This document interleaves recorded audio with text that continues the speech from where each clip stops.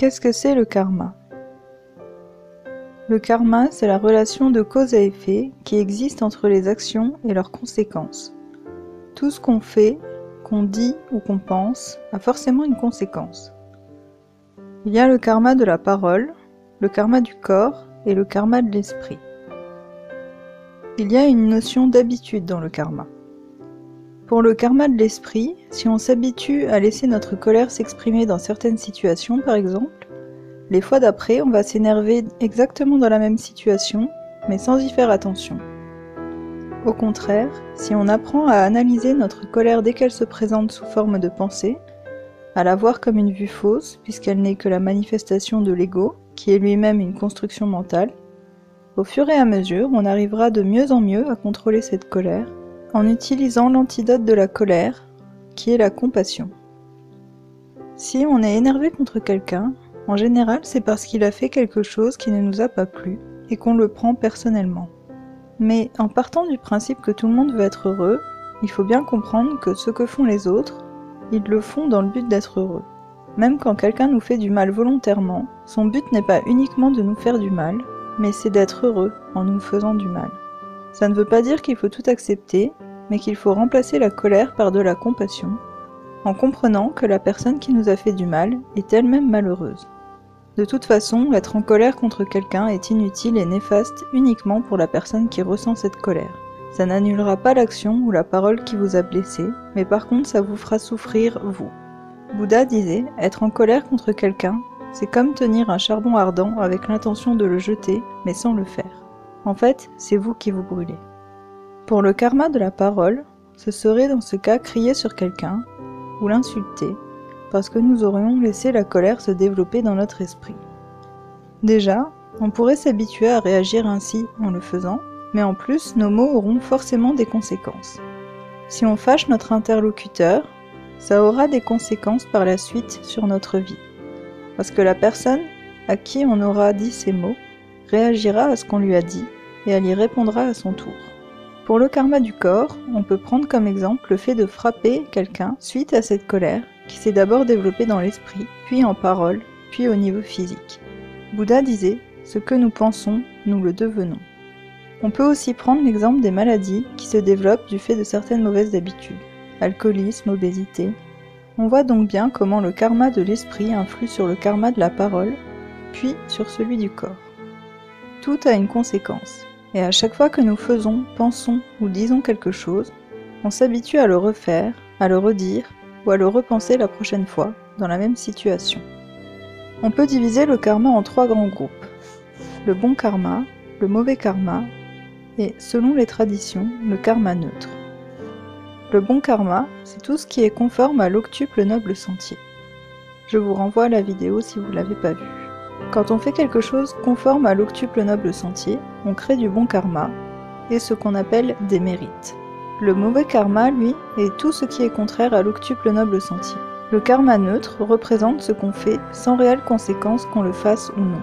Se coiffer par exemple, parce que ça ne créera pas vraiment de souffrance dans un cas ou dans un autre. Le karma neutre représente donc tout ce qu'on fait et qui ne va pas créer de souffrance ni de mérite, qu'on le fasse ou non. Il n'est pas question dans le bon et le mauvais karma de juger nos paroles, nos actes ou nos pensées comme étant bonnes ou mauvaises. Dans l'absolu, rien n'est bon ni mauvais. Tout dépend du contexte et de l'intention. Mais il est par contre question de savoir si nos paroles, nos pensées ou nos actes nous mènent vers l'éveil ou vers plus de souffrance. Ce qui créera le karma pour se rapprocher de l'éveil sera du bon karma, et inversement, ce qui créera du karma qui nous éloignera de l'éveil sera du mauvais karma. Ce qui ne crée ni du bon karma ni du mauvais karma est du karma neutre. Donc on va s'intéresser principalement au bon karma et au mauvais karma. Tant qu'on est dans le samsara, le cycle des morts et des renaissances, on est soumis au karma. Tout le rôle du bouddhisme, c'est de purifier notre karma pour atteindre l'éveil. Une fois qu'on a atteint l'éveil, on est toujours soumis au karma, mais on n'est plus conditionné par des vues fausses, donc on ne créera plus de mauvais karma. Il n'y a rien de prédéterminé dans le karma bouddhiste, on est les créateurs de notre karma et on peut choisir de le purifier avec les efforts et les actes nécessaires à partir du moment où on comprend comment créer du bon karma et comment éviter le mauvais. Une fois qu'on a appris à appréhender le karma, on devient des bodhisattvas et des bouddhas, donc on est en dehors du samsara et de la souffrance, et on peut choisir le lieu et la famille dans laquelle on renaîtra pour être les plus utiles possibles.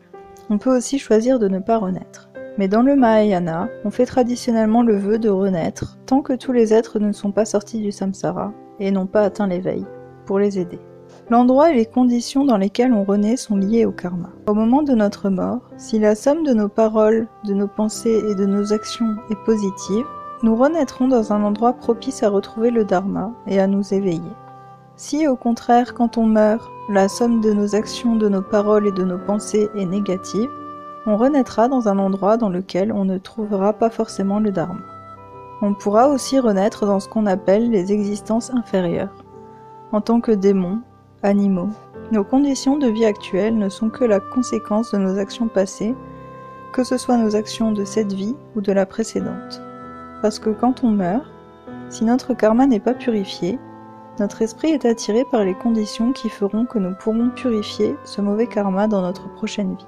En fait, ce qui nous fait renaître, c'est notre karma, et donc notre désir. Si on est très attaché à tout ce qui est matériel, notre mauvais karma fera que nous renaîtrons dans un endroit où il y aura très peu de matériel. Si on a tendance à être violent, dans la prochaine vie, on sera nous-mêmes des victimes de violence. Donc tout le rôle du bouddhisme est de nous permettre de purifier notre karma pour devenir des bouddhas et ne plus être soumis au cycle des existences. Et finalement, ne plus être obligé de renaître. Voilà pourquoi il est important de pratiquer le plus possible et de la manière la plus sincère qui soit. On ne sait pas quand on va mourir, mais ce qu'on sait, c'est que le karma qui sera présent au moment de notre mort conditionnera notre prochaine existence. Pour se purifier, il y a plein de pratiques possibles. Ne pas créer de mauvais karma supplémentaires, en respectant les 5 préceptes bouddhistes, ne pas voler, ne pas mentir, ne pas tromper, ne pas utiliser des intoxicants et ne pas tuer. Il faut aussi bien sûr suivre le plus possible l'octuple noble sentier et développer les qualités nécessaires à l'éveil, qui sont aussi appelées les 6 paramitas, la générosité, l'éthique, la patience, la persévérance, la méditation et la sagesse. On peut bien sûr utiliser les mantras et les prières en souhaitant s'éveiller au profit de tous les êtres. La compassion est indispensable à développer.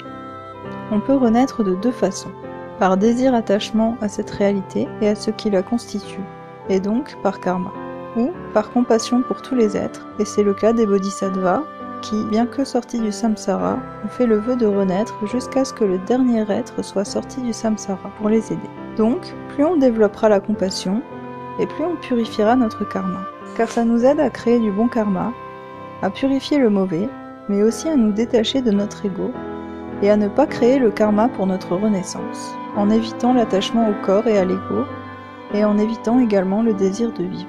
Mais la force de notre compassion nous fera malgré tout renaître. Par contre, toutes les conditions seront réunies pour qu'on retrouve de nouveau le bouddhisme. Il y a aussi d'autres formes de karma, mais qu'on ne développera pas trop ici, dont on n'est pas les seuls responsables, qui sont les karmas familiaux, sociétaux, planétaires. En fait, tous les karmas qui sont l'addition et l'interaction entre les différents karmas de toutes les personnes qui en font partie. Pour résumer, le karma est la relation de cause à effet qui existe pour nos paroles, nos pensées et nos actes. Nous en sommes nous-mêmes les créateurs et il nous appartient de le purifier. Plus on va le purifier, plus on aura de chances de s'éveiller rapidement.